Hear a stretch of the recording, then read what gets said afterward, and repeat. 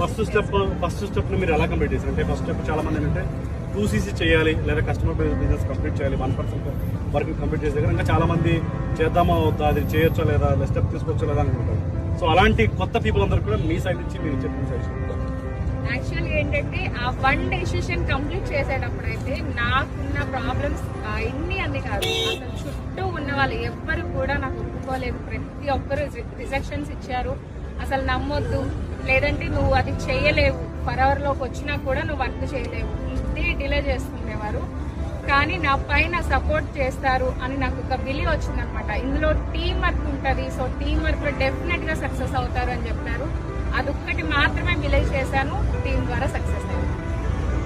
Excellent madam. So చాలా మందికి అంటే మేబీ ఏంటంటే ఇక్కడ ఎవరు చేయరు, వాళ్ళు చేయొచ్చు, వీళ్ళు చేయలేరు, వీళ్ళు చేయగలరు, వాళ్ళు చేయలేరు, క్వాలిఫికేషన్స్ కావాలి, రకరకాల రీజన్స్ చెప్తుంటారు.